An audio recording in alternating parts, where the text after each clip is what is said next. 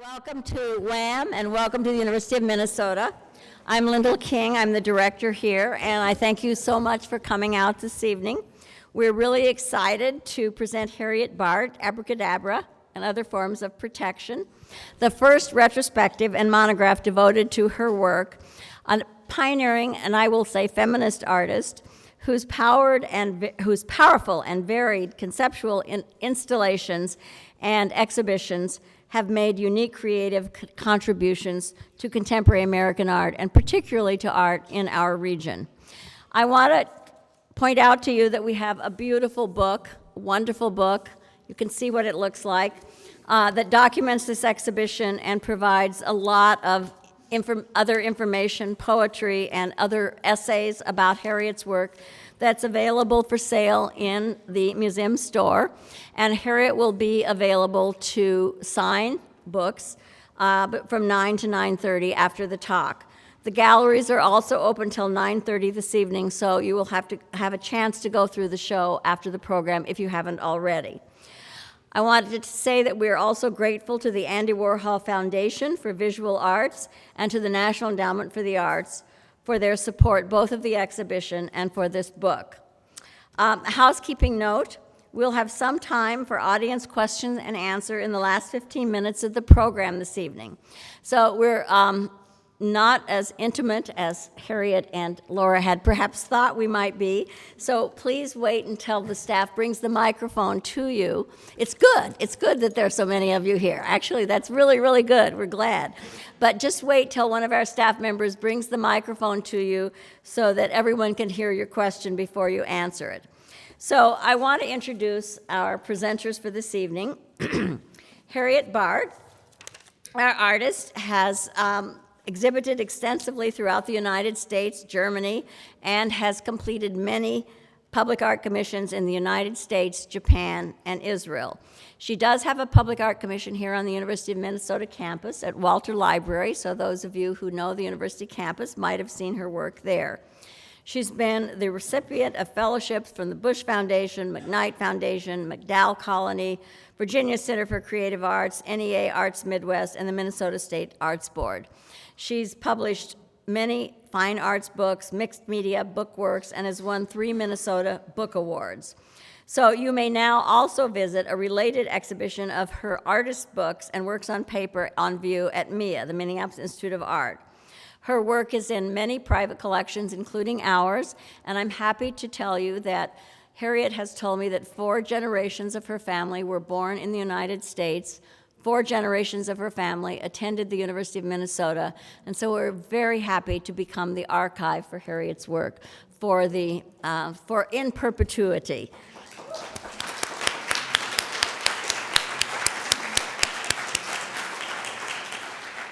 I also want to mention, it's important to me that she is a founding member of WARM and Traffic Zone. WARM, the Women's Art Registry of Minnesota, which was one of the early feminist art movements in the state and in the nation. So our other presenter tonight is Laura Wertheim Joseph, who's currently the curator of exhibitions at the Minnesota Museum of American Art in St. Paul.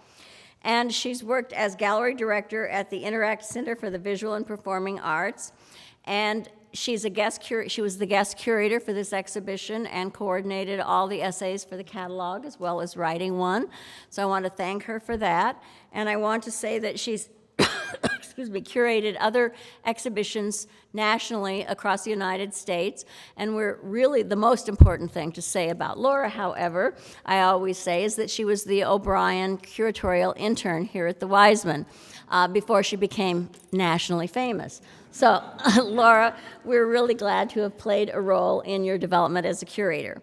So, I will now turn the program over to Laura and to Harriet. And remember again, Harriet will be available to sign your books after the program tonight, after her talk. So, thank you and welcome again, and thanks for coming.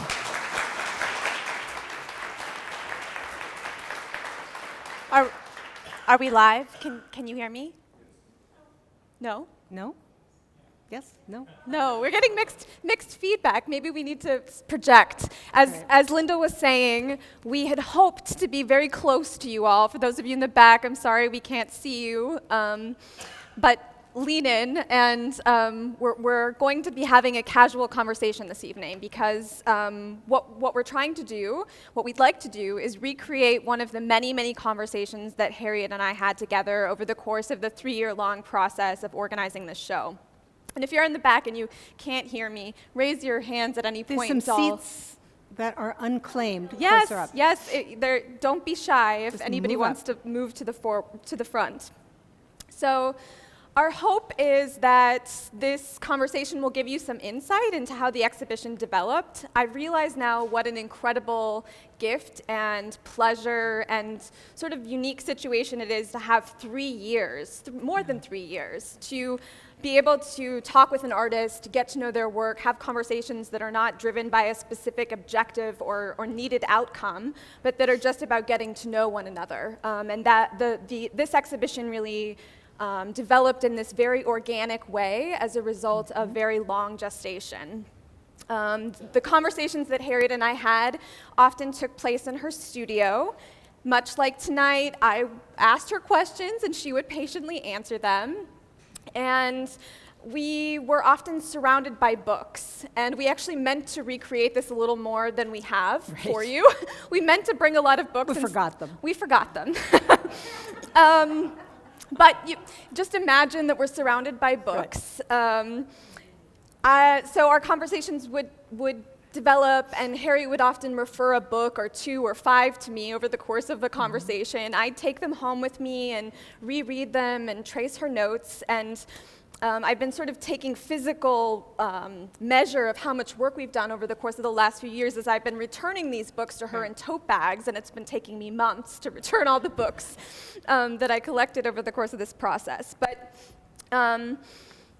we're going to try to recreate this for you. We've selected this particular image behind us as the backdrop for tonight's conversation because it represents a concept that became very central to the exhibition and to the catalog. And this concept took shape as a result of first a conversation and then a book. Sacred trash. Sacred trash. Book. Yes, and the conversation was about Harriet's tendency to save things and her tendency to save things that other people might not save. You're throwing things away. People give me a call and say, "Do you want this?" Yes. So. She's developed quite a reputation. So you can see in this image, you see evidence of this tendency in Harriet's work throughout the exhibition, and you see a few examples in the image behind us. For example, the cube in the far to your right. Left. Left is a slide box that's part of a series of dozens of slide boxes. Maybe you can quickly tell the story of how they ended up in your care. I am a collector of things. First, I want to say, a few years ago, I went to the Leonard Cohen concert that was held in Minneapolis, and one of the things he says is he welcomes people to just the other side of intimacy. It's kind of how I feel here.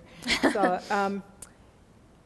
I got a call from Joanna Inglot, art historian who now teaches at Macalester, but at that time she was teaching at St. Kate's, and she called me and said, "We have all these boxes of glass stereoptic slides that are being removed from the library and thrown away. They're going in the dumpster. Can you get right over here?" So I got in my car and I drove to St. Kate's and collected 28 of boxes like that are filled, so I have thousands of glass stereoptic slides. And unfortunately, they threw away the projector, so I've really not looked at any of them. But the collection was started by a woman by the name of Sister Mona Riley. She was very invested in her girls. She traveled around the world, took slides. They're really crummy slides. They're not these kind that you buy at a museum. They're handheld, and they're kind of off-center and whatever. But they were very important for her to bring travel to the young women students at St. Kate's. So I took the slides and tried to figure out what to do with them. And it led to a collaborative process with Laura Crosby, who is here tonight, and Nora Hall, who was not here tonight. But the 3 of us got together and we tried to figure out what to do with them. And we tried many things, and that's the way it is with creative thinking and planning, and things don't work and some things do work. But we wound up with a performance at, what is it called? Open Eye Figure Theater. And Laura's photographs figured strongly in that performance. Nora Hall did a reading in the guise of Sister Mona, and I created the stage set. So they did have a short life, and it comes up every once in a while. We bump into it again, and Nora did a reading, published another book on the subject a short while ago. So to Laura and Nora, we were the three muses of a project called Traces. So I'm very interested in Harriet's tendency to save things that other people might not, and I was curious in this particular conversation about whether or not this had a relationship with her tendency to collect and save texts. And as a part of this conversation, Harriet directed me to this book, Sacred Trash. And the book is specifically about the Cairo Ganitza, but more broadly speaking, it explores this Jewish practice of Ganitza, an ancient, mysterious practice which initially involved burying heretical texts, sometimes concealing them, but often burying heretical texts. At some point over time, the practice evolved to function to protect ancient, fragile, obsolete texts. And so in both versions of this practice, to me, signaled the Jewish cultural investment in the power of words. So this, I expect that we'll circle back to the concept of Ganitza and to this installation, but I'd like to begin with a few questions that may help us to understand its relevance to your work. So I want to ask, would you say that it's true that your work often begins with a text? Yes. Yes. I think that for me, most of the time, things begin with something that I've read. It's not like looking at something, a landscape or a figure or still life or anything like that. It's generally something that I've read and I've thought about that kind of spins off into idea, concept, and then becomes material. So that's generally how I start. Every once in a while with some of the things here, I start with an object that appeals to me. And it goes into the studio, and it might be there for a long time till I figure out what to do with it. But very often things start with the word, language. In the beginning was the word abracadabra. Nobody knows the origin of that, but it's either, some say Hebrew, some say Aramaic, but it's often interpreted to mean you create as you speak or you create as you write. So that's one of the meanings and why we've used the symbol of abracadabra for this exhibition. Well, and I was interested in tracking the many different ways that the text is a starting point for your practice. In some cases, it's the physical object that's the starting place. It's usually text. But in other cases, and then there's also examples here of objects that were created inspired by a text. And then there are other examples of objects or installations that actually incorporate text as a material. It seems to me that of all the literary forms, the one that appeals to you the most, that appears most often in your work, is poetry. Right. Can you say a little bit about why? Yeah. I think it's because I'm impatient. And poetry gets to the essence of the thing right away. You don't have to read through the long descriptions. You just get right to it. And that has always been important to me. I have these notebooks that Laura kind of jokes about that are filled with little scraps and pieces of poems and things that I've collected. And sometimes I use them, sometimes I don't. But I do collect them just as I collect objects or little phrases I'll collect and put in a little piece of paper and keep in a notebook. Laura asked if I would read from a poem tonight. There's I'm just going to read a little excerpt from it. And it's a poem by Neruda, and it's called Ode to Things. And it's something that I seem to relate to. And it's a poem that I often give to students when I do seminars in the studio or if I have students visit. So, Ode to Things. I have a crazy, crazy love of things. I like pliers and scissors. I love cups, rings, and bowls, not to speak, of course, of hats. I love all things, not just the grandest, also the infinitely small, thimbles, spurs, plates, in flower vases. Oh yes, the planet is sublime. It is full of pipes, weaving handheld through tobacco smoke, and keys and salt shakers, everything, I mean, that is made by the hand of man, every little thing. Shapely shoes and fabric, and each new bloodless birth of gold, eyeglasses, carpenter's nails, brushes, clocks, compasses, coins, in the softness of chairs. And it goes on for another page and a half. So we'll stop there. But this idea of this listing, this this sort of rapid listing that kind of rolls off the tongue of the things that you see and collect. And most of those objects have stories for each of you and the things that you collect in your home, and for me, for the things that I collect. It's a great way to spin a story. Yeah, and there was we were talking about this talk last night. Last night when we were talking about reading the poem, we decided that it was too long to read the whole thing, and Harriet would read these two stanzas, but there was one bit that I regretted that we didn't include, that I wanted to add here. After this listing of all these things, Neruda writes, all bear the trace of someone's fingers on their handle or surface, the trace of a distant hand lost in the depths of forgetfulness. And so you've kind of spoken to it, but I thought it might be an interesting exercise for you to read this poem with this artwork as our backdrop, to say a little bit more about what insight it gives us into your work.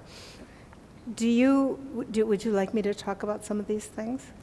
Yeah, and how they might, I think that would be nice. I mean, what I'm interested in maybe drawing out a little bit is, this piece for me plays an important role in the exhibition, for those of you who have seen it or have not. Most of the exhibition includes larger scale installations, and this piece brings together a lot of smaller pieces and fragments drawn from across Harriet's career. But I think that it speaks to your understanding of objects as vessels of memory.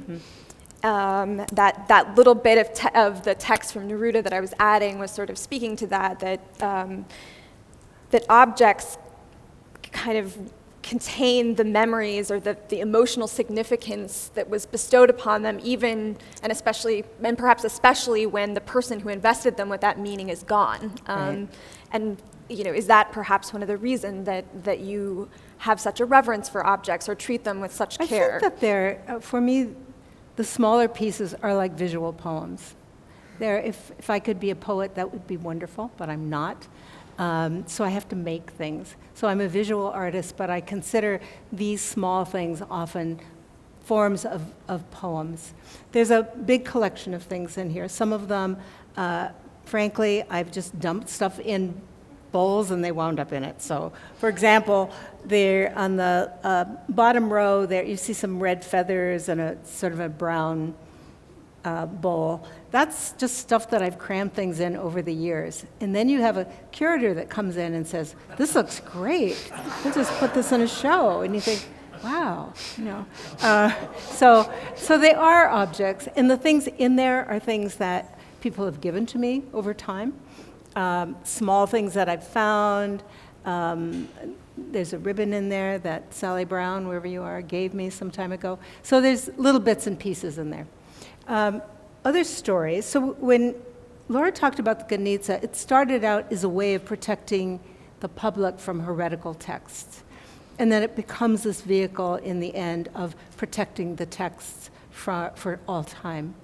And this Ganitza has things that are there that you are protected from. It also things that are there that offer protection. So I want to start on the top shelf. You can see something that looks like a cage. It's got bars on it. That is a Nazi flag. And I welded it into, it looks like the form of a book. The spine of this book is like a railroad track, and the square bars create a cage. So many years ago, many decades ago, I was visiting my mother's home, and in those days, a lot of women had hope chests or cedar chests, and where you kept blankets and things like that. And I was looking for something, and I went through, and I pulled out this Nazi flag and asked her about it. And it turns out that it was a flag that was captured by her brother in World War II in a battle in France. He was severely injured, wound up in a hospital for a couple of years, and I asked her if I could have the flag, and she said, "What are you going to do with it?" I don't know. But then I had this sort of dangerous object on my hands and what to do with it. So I made it into this book that has no opening at all. It's welded in there, so the flag is folded, it's put in between, and it's welded while it's in there, and it doesn't come out. But then I had this object on my hands, and I thought, well, now what am I going to do with this? Because there are some who might find the contents more interesting than the object. So at that time, Evan Maurer was the director of the Minneapolis Institute of Art, and I went to Evan, and I said, what do I do with this now? And he said, you need to get it to the Jewish Museum in New York. So that's where it's part of their permanent collection, and it's on loan by the Jewish Museum to the Weisman for the special exhibition. So that's going back to Geniza, where we have this object here to protect people at large. So it also very clearly indicates your belief in the power of objects. yes, You know, that. there, yes. Yeah. And then there's another box over here that, again, is just kind of stuff. It's a gray box. It has a stack of yellow booklets in it, and that is something that belonged to my father. And my father wrote a lot of legal briefs in his time, and they're stacked up in there, and there's these ridiculous heavy glasses. My father began losing his sight in his 30s and was eventually totally blind. But in the meantime, he was trying to read things with those glasses. And he kept things in that gray box. So I kept it. And after he died, I just put it in the studio. And there's an interesting story about, there's a fan in that box. It's standing up. It's a Chinese fan. And as my parents were both very ill and dying, my father told me a story, and he said that he had worked in Chinatown. I grew up in San Francisco. He was an expert in Chinese immigration, and he had met a woman who was very interested in him, and was not reciprocal. So he gave my father this fan, and he said, I want you to give this to your wife because she's a very lucky woman. So I've seen that fan in my parents' house forever, and it wasn't until they were dying that I learned what that story was. So all these things have stories and become part of my story. And then there are many things that are actually made. Jane Blocker was here, who teaches at the U, and she was interested in the film. And that's part of a series of altered books. The series is called Reel to Reel, where I took books and I cut them apart into strips like a film reel, spliced them back together. I did a couple of black and white films, like Area Code 612 phone book, and dictionary. But this is my first color film. It's the World Atlas. So you can see there's things that I've made, things that I've found. There is the bronze maquette for the large bronze book piece that's in Japan. So lots and lots of pieces there. Well, one of the things that's interesting about a retrospective format as an exhibition format compared to other kinds of exhibition formats is that it's given us the opportunity to look back on this body of work that you've created thus far. You're not done making work. No. And to connect it to things in your life. And the process has been a little bit like weaving, drawing threads, pulling threads together across space and time. And perhaps this would be a good moment to sort of foreground some things about you personally. You were born in Duluth 6 months before the bombing of Pearl Harbor, a traumatic event that finally galvanized the U.S. to enter World War II. Your parents were Jewish immigrants, first generation. Your maternal grandmother had fled present-day Ukraine to escape the pogroms, a wave of anti-Jewish violence that had swept Eastern Europe. And the other three relative grandparents did the same thing, only they were from Lithuania. So your family flees Eastern They Europe fled Eastern to Europe. escape a wave of anti-Jewish violence at the time. And you would describe there being a very strong sense of anxiety in your family about what was happening to Jews in Europe that formed a kind of backdrop of Right. your childhood. And that this was exacerbated by the fact that your father was drafted and then you had several family members killed in the war. And you're sort of alluding to that by mentioning caged history. So could you talk a little bit about the experience of being born at this particular time and in this particular place and how it's influenced the way you see the world? I can't remember who said that every era gets the art it deserves. I don't remember who said that, but I think it's true. And all of us are greatly influenced by the time in which we are born. And when I was born, as Laura said, it was the beginning basically of World War II. And after that, there was the atomic bomb. And then sometime after that, there was a war in Korea, and then there was the hydrogen bomb. And I remember in grade school, not unlike some of the children today who practice safety, it was duck and cover. You know, you would go in the hall and you'd put your hands over your head so that if a bomb fell, you'd have your hands over your head, whatever that was. Very helpful. And then, so then we had the hydrogen bomb, and then we had McCarthyism. And I remember my parents being filled with anxiety sitting at our kitchen table. And my father worried he was going to be asked to take a loyalty oath because he worked for the government. Then there was the Bay of Pigs, and then there's Vietnam. So my work is clearly marked by catastrophic events that have occurred in my lifetime. The events in another's lifetime are going to be very different. And for younger people, it's going to be climate change. It will be all kinds of other things that they experience. So my personal experience has had a big impact on the work that I do. My experience with my family, I was an only child until I was 10. At that time, my parents took in a foster child, and she was 9, I was 10, and from that time on, we shared a room. But I had 10 years on my own. And my mother was a sewer. That's what she did. My mother was a very frustrated woman who was caught in being a homemaker. I don't think it was ever her interest to be one. But women didn't have many choices. It's as though you would imagine that men only could choose to be plumbers or truck drivers. Women could choose to be nurses, teachers, or homemakers. That was kind of it. And I knew it wasn't a happy choice for her. She was a very creative woman, and her medium was cloth, and it was the garment. And I grew up in a home where sometimes I would come home from school and my bed would have new clothes that she had made that day. It was kind of an interesting thing. My father was a reader, and between the two of them, somehow or other they became woven together in the work that I do, quite literally.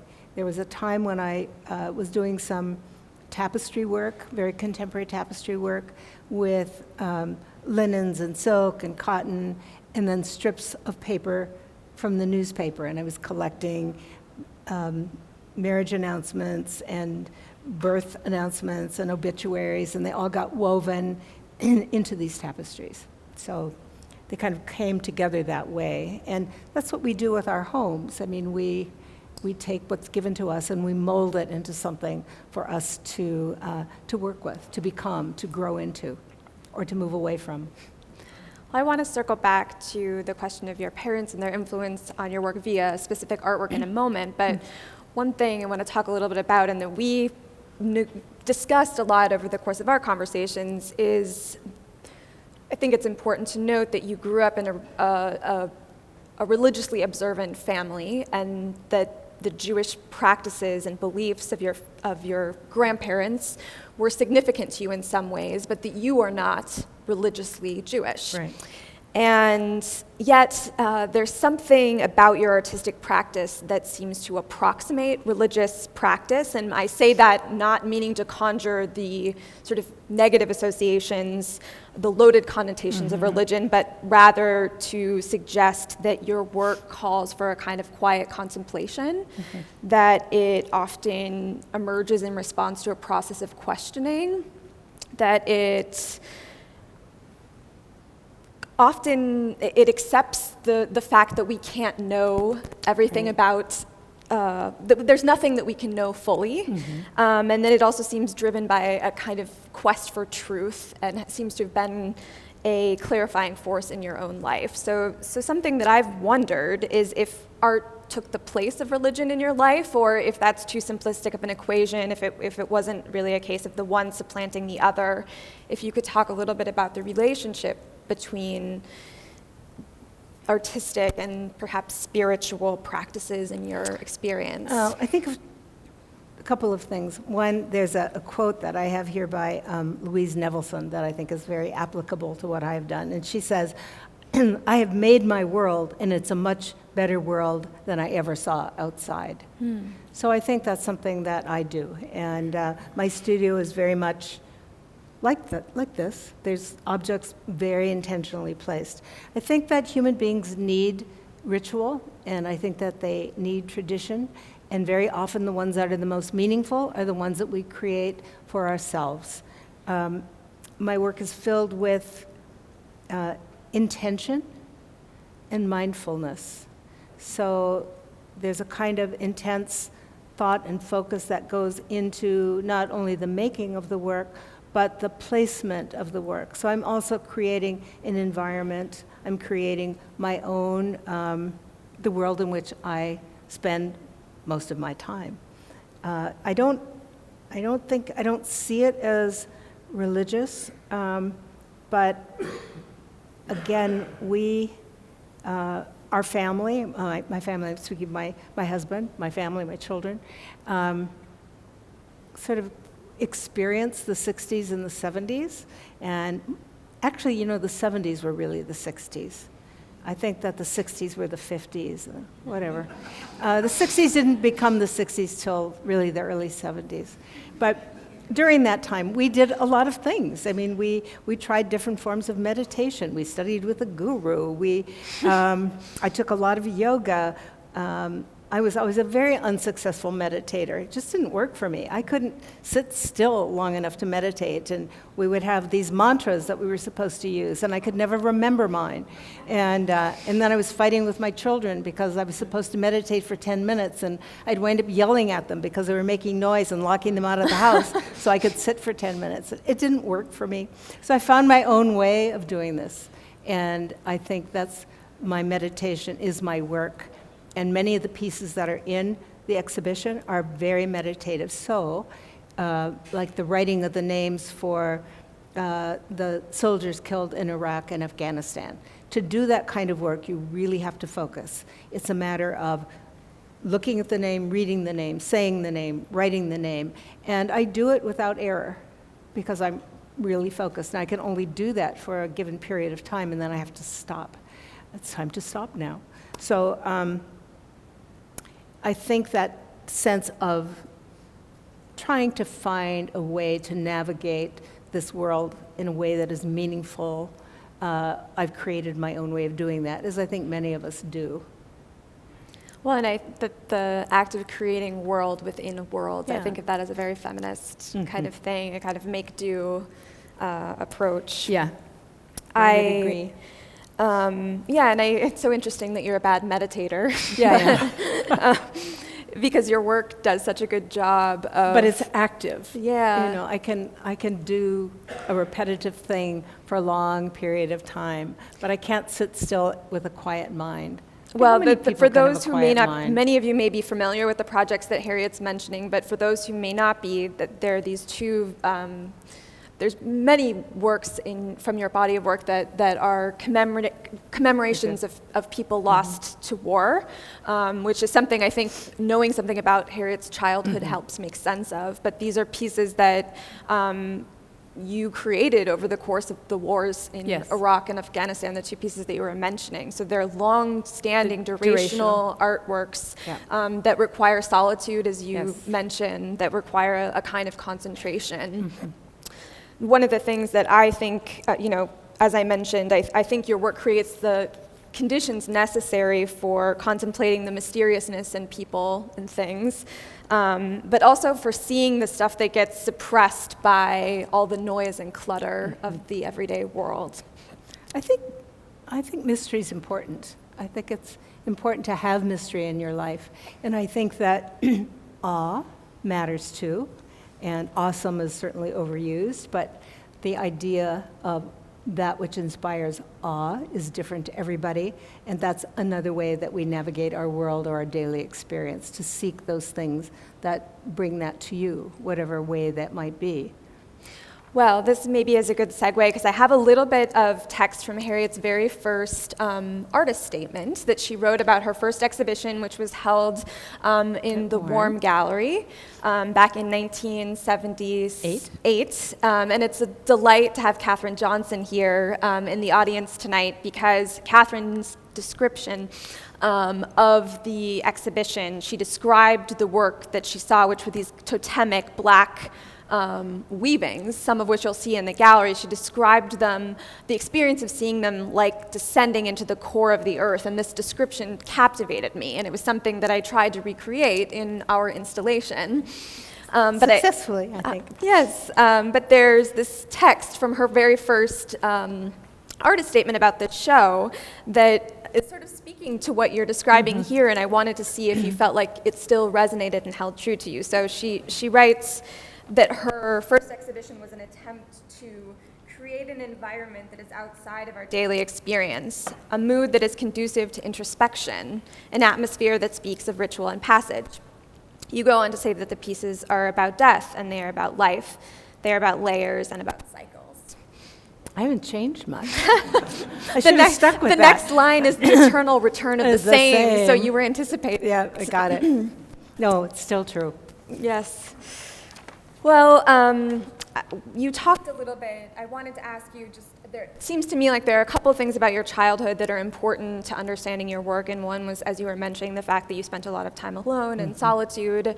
I don't know if there's more that you want to say about that. And you mentioned your parents, but I wanted to return to that and ask you a little bit more about how, if you can trace your artistic lineage through them and how they show up in your work, and maybe the easiest way to do that is by way of the artwork Double Ode that's in the exhibition. There is a rather ornate gold frame in the exhibition, and there are two antique or vintage fencing masks. One looks like it's a female head, and one is a male. And my parents died in 2008, but they died 10 weeks apart. So we went through this very difficult period of time prior to that. And I thought I wanted to do something for them and about them, and I'm not a traditional painter. I was not going to paint a portrait, but I wanted to do something for them. And again, because I collect things, I had these wonderful fencing masks. In another installation, when it's on a white wall, there's usually writing inside the frame. And it says, neither a lullaby nor a storm. And that's a phrase from a book by Michael Ondaatje. And it was that was how I saw them. And that's the way that I think most of us are seen, or most of our parents or families. There's nothing outstanding, heroic, or something that people might make a movie about or write, but they're strong. They faced their life together. They had difficulties, but they did it, I think, with a certain amount of grace. And so they were neither a lullaby nor a storm. They were somewhere in between.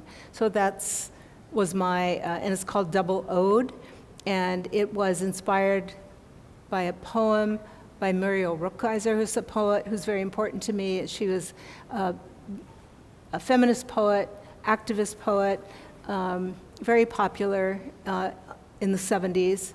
Her work lives beyond her. She's a very important poet. But that's when I became aware of her work. And there's this line. So you mentioned these books. We've got these 3-ring binders filled with Harriet's poems, and some of them get repeated, like the Pablo Neruda poem.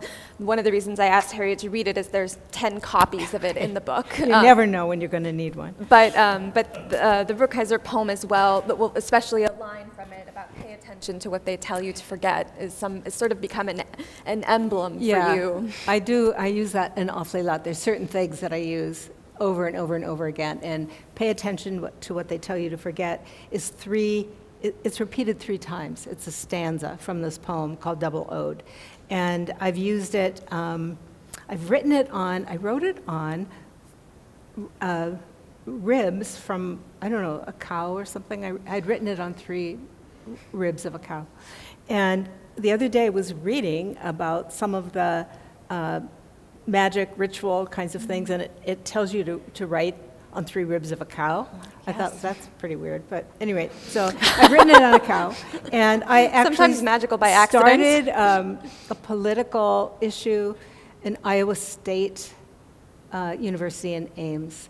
So I did a public art project for them for Carrie Chapman Cat Hall. Carrie Chapman was a suffragist, and they had asked, it was an old Victorian building, and there's a way underneath, there's a big stairway, and you walked under it, and there's like a portico or seating area. So I created a seating area there, and I did cast bronze pilaster columns that looked like they were holding up the stairway, and I did some cast bronze books, and then embedded, like forming the edges of an area rug, in bronze I embedded, pay attention to what they tell you to forget. And I passed it by the committee and by the faculty, and everybody was really comfortable with that. A couple of years later, there was an activist woman who was attending the university, and because Carrie Chapman Catt was a suffragist and a feminist, and the suffragists did not work for the vote for women of color, and that's accurate and true. This African-American woman was really, really upset about that, and when it said, pay attention to what they tell you to forget, she made it the watchword of her protest, and they eventually moved the sculpture. But I thought it was pretty interesting how that phrase means so many things, so many different things to so many people, and it became a watchword, and the protesting went on for maybe a year or more. It was a big deal on the campus at Iowa State. So I felt sympathetic for the young woman, and I felt sympathetic for the faculty because they went along with it. And little did I know that it would be a problem. You know, you just never know what's going to catch people's eye. But it's a very powerful statement. Well, and I want to get around this. It may be kind of jumping the gun a little bit. Can I get a time check? Because I'm like, Yeah, I've got a few things I really want to talk about, and I want to make sure. 8:12, okay. Talk fast. Well, maybe we'll really, because I think the question of feminisms, what are the multiplicities of feminisms, how that's opening up, and what's the legacy of warm in the Twin Cities, for example. That's something I want to get to. And the pay attention to what they tell you to forget is such an important feminist way of thinking about the world that I'd like to return to. But really quickly, because I think it's sort of an important thing about the relationship between, so your mother taught you how to sew, it kind of instilled in you the sensibility of a maker, right. And your father, I think, instilled in you a love of language and books. But so often in our Western culture, we tend to think of cloth as a thing of the hand and books and language as a thing of the mind, but you have approached these as having a symbiotic relationship. Right. And I think it's important to understand how text and textile, how they're woven together in your practice and how you think of them in a relational terms. Well, I think if you are a maker, how can you not use your mind to make? I mean, you don't just make things. I mean, I can't imagine making things that aren't carefully thought about or inspired by something that I've read, generally. So to me, and as I said before, I did textile pieces that actually had pieces of text woven into them. They were quite literally bonded together. So I don't have any conflict with that. One feeds the other. I can't imagine doing one without the other. So for me, it's like breathing. But I do want to talk a little bit about warm, if we can do that quickly. So I was a maker, and I was making things, but I didn't know that I was an artist because I didn't know any women who were making things, or who were making it in the way that I was, in a way that was kind of consuming their dining room tables or their basements or their time. And I lost friends because of that, because I was kind of the strange lady on the block who was making these things that nobody knew what to do with. So in 1970, and I want to go back, there were, in Jansen, which was the art history book that was most commonly used in that time, the only woman mentioned was Mary Cassatt. And there really, I think there was only one woman teacher here, maybe Katie Nash was teaching in the art department. And then in 1976, I see this big headline that this women's gallery, Warm, was opening in the Warehouse District, First Avenue North. And I just got myself down there, and that was it. I mean, it was my home, it was my place. I met women who've been friends for my life, and some of them are here. So it was a real, the women came together to give each other support as women artists who were doing this thing that was important to the culture, to create what it is that was missing. There were no art publications that were talking about work by women, so we started one, the Warm Journal. We brought in well-known women artists from other places in the country to have exhibitions, but also to speak with us, to make studio visits. We mentored other women artists who were just starting out. Some years ago, I can't remember what year, the Weisman Art Museum did a fantastic exhibition of 12 members of Warm, and there's a beautiful book all about the history of Warm, and thank you for Lyndall for having the vision to do that. That was really paramount because we know about events that were happening in LA, like Women House and other art collectives, and in New York, Artemisia and ARC, but nobody was writing about Minnesota. And so Warm has now become part of the story of feminist artists spread across this country. And that exhibition and that catalog kind of cemented that information in place. And once you have it written down, it cannot be denied.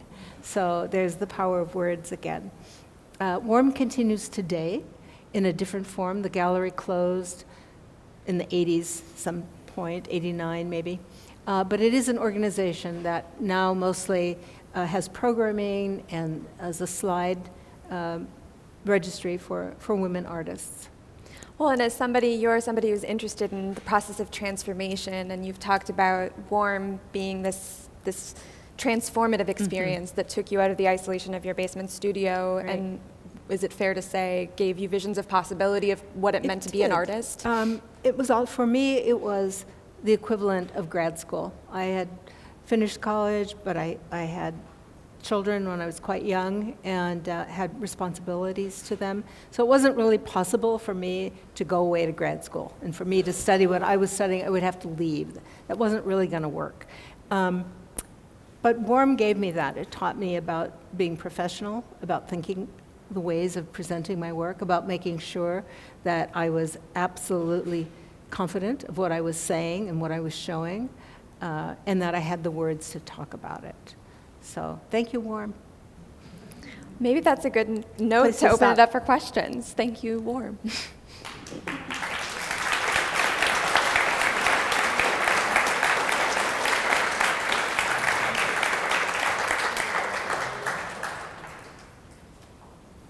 I know the environment's not very conducive for openness, but please.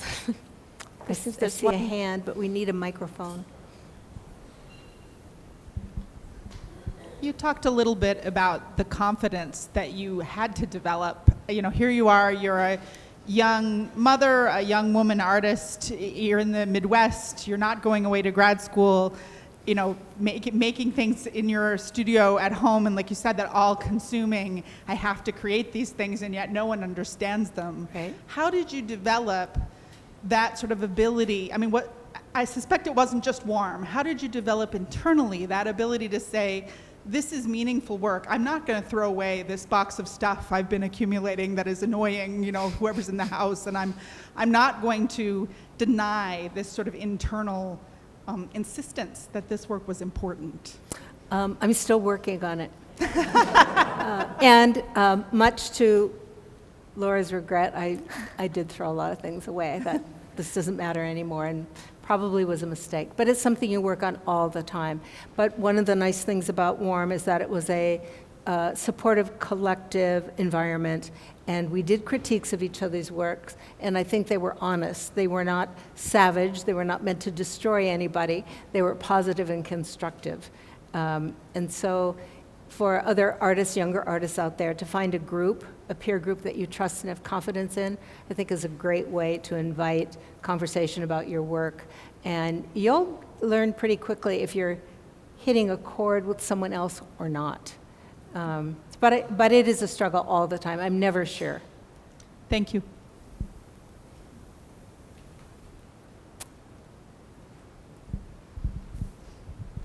Two ways that I've related to your work tonight.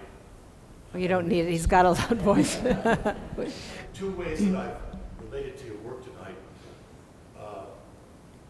When my wife and I first met, our first conversation was about teacups and how they have personalities and identities. And the second thing that I relate to is Rilke in the Dritto Elegies says, don't talk to angels about the cosmos. They don't want to hear about that. Right. What they want to hear about is a teacup. Beautiful. Rilke. I have my mother's collection of teacups that these very fussy things that are on a cupboard. I can't get rid of them. But the story is in the teacup. Thank you for sharing that. That's beautiful.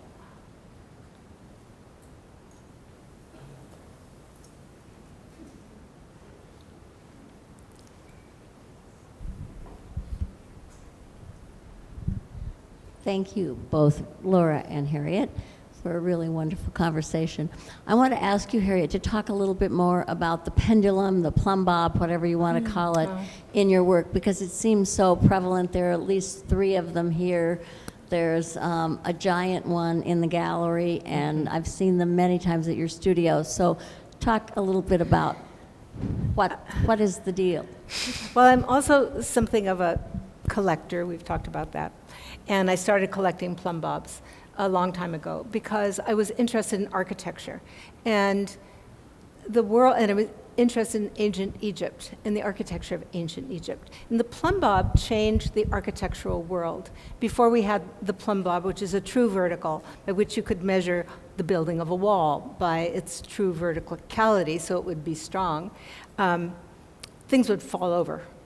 And then some mathematician figured out that you could put a rock on the end of a string and you could figure out something that was perpendicular to the earth and straight. So I started collecting them, and I did some pieces that were about architecture. One day I was in my studio and I was hanging Plumb Bobs from the ceiling in my studio because I just love the drape and the fall of them. And my father came to visit me with a friend, and by that time my father was basically blind. He loved my work. It was great. It was a great audience. He couldn't see anything. But he brought a friend, and the friend said to me, so why are you hanging these Plumb Bobs from the ceiling? And I said to him, well, I just really like the shape. And that was all I said, and they left. And then I got a letter from Yakov was his name, and he had been in a Siberian prison. But prior to that, he'd been a math teacher. And he said to me, when I talked to you about the Plumb Bob and why you were using it, you said that you liked its shape, and I thought you were too busy for conversation. So now I'd like to tell you something about the Plumb Bob. So, and he went on, and he talked about the history of the Plumb Bob. And I was very taken with that, and then began to seriously think about why I was using the Plumb Bob. And I actually did a book that is in. It's that brass, I don't even know if you can tell it's a book there. It's a third from the bottom. It looks like there's a big word egg above it. Anyway, that's a book on the Plumb Bob. And it starts with architecture. And as it moves through the history of the plum, for me, it becomes a very symbolic tool that separates heaven above and earth below. It also becomes a symbol of character and rectitude. It is a true vertical as you stand still, straight, perpendicular to Earth's core.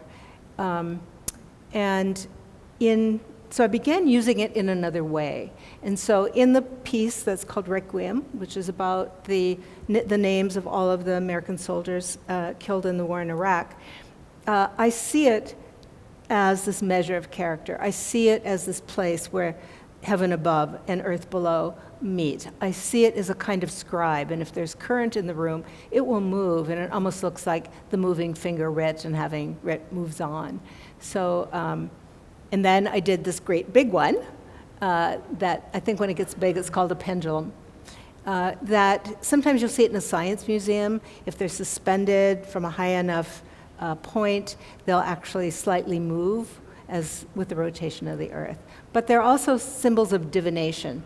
And in one of the collaborations I used to do, I used to collaborate with an artist from Germany, and we would use that pendulum, and he would draw a divination circle under it on the floor. So it's kind of evolved from architecture to symbol of meaning.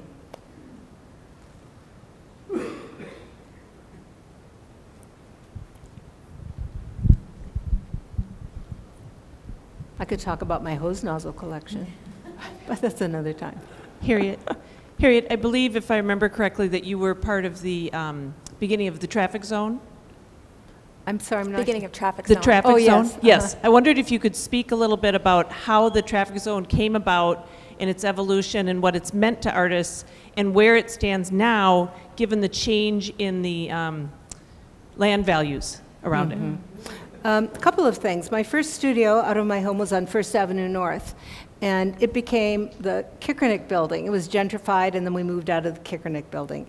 And then at that time, I was sharing a studio with Mary Walker, and we founded the 700 building because we needed studios, and we went to 700 Washington Avenue, which is now condo.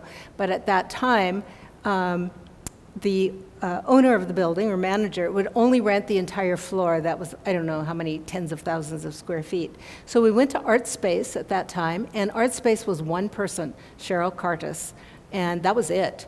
And she gathered enough artists together who were interested in that space and built out one floor, and after a while, another floor was built out.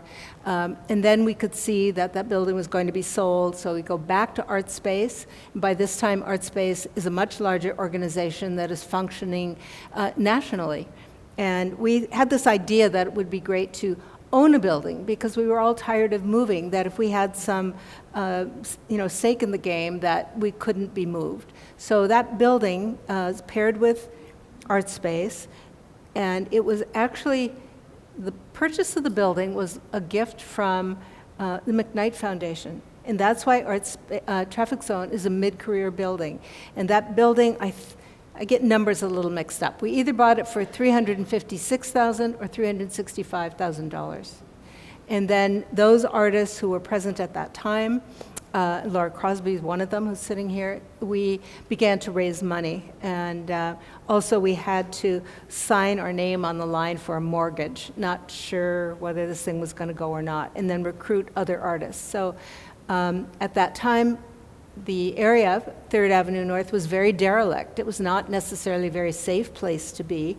And now, of course, now they've just built the Fillmore, which is another big presentation thing. Restaurants are expensive, very nice shops. It's getting harder and harder to stay. I think Traffic Zone has been a community that has really worked successfully, not only to provide safe, affordable, secure spaces for artists, but the artists have formed a community and rely on each other and are really friends. And that has happened because of the process of joining Traffic Zone, which is portfolio review and interview. Portfolio review and actual interview, looking for people who we think will make good community members. We don't have much turnover, but we are beginning to worry about what's happening to that neighborhood as our taxes get higher and higher. I think we are the only downtown artist group at this point, and I don't know how long we can stay. The building needs a lot of repair, and we don't have the resources to do it. We're hoping we'll figure something out. But it's been a wonderful place for me to work. And I think May 2nd, we have it's either our 27th or our 28th annual open studio, where all 23 studios are open. It's free, open to the public. It's a wonderful opportunity to see a variety of work, to talk with artists. There's usually food and drink, and it's very social and very pleasant. All are welcome. Looks like we have one more question. Yes. Okay, this is just on. I was just curious, what was the inspiration for doing, you have a number of works that kind of memorialize tragedies, and to me that makes your artwork seem a lot more like religion and about finding ultimate meaning for humanity. And I was just kind of wondering what inspired you to do the first one. I hope I've got the question. What inspired the making of the memorial pieces, the commemorative things? Is that correct? I think Yes, that's what I heard, correct. yeah. Yeah. Well, some of it has to do with what I talked about earlier, the time in which I was born, with all these sort of calamitous events happening. Another thing that, a couple of things. So Mara Delessure, who was an activist, poet, feminist in Minnesota, had said a long time ago, I read, and it affected me, that there are two artists for the world, two subjects for the artist, the borning world or the dying world. And I seem to have picked the dying world. It wasn't a conscious choice. But then when you start to read, you see that art began in the tomb. And it's this dichotomy of that we are dying as we are living. And so I've always been interested in this fact that we are finite. If we were not finite, no one would make art. I think that's the greatest propulsion for making work, is that we are finite and we want to leave something behind. We have something to say about the fact that we are but just a brief moment in time. So that's always captured my attention, and I tend to go that way, and yet I don't think of that as being dark or depressing. It just seems the most normal thing in the world. And you came of age as an artist during the Vietnam War. Right. That's probably significant Yeah. to mention. And there's a piece that you'll see in the exhibition that it looks like a painting, but it's really informed by Harriet's background in textiles, but that is engaged with, for those of you who might remember the controversy that surrounded the Maya Lin Memorial on the mall in Washington, D.C., she broke with tradition by memorializing the war not through figuration or representation, but through naming. Right. And Harriet has a piece that's sort of in conversation with Maya Lin's piece. I and was this- very taken with that work. It kind of changed the way I thought about commemoration. It was a very bold piece that she created. kind of anti-monumental in the sense Right. that it didn't rise above the earth, but was the kind of a scar Right. across it. And then I thought about what I, as an individual artist, could do that does commemorate these things that I think matter, and somebody sees them, so maybe they don't, but somebody is keeping track of, somebody is watching, somebody is naming names, and they'll be at the Weisman, so they'll be taken care of. I don't have to worry about it. So maybe on that note, we will close for the evening. Thank you all so much for joining Thank us. you. Harriet will be signing books. Where? I don't know. Thank you. Thank you.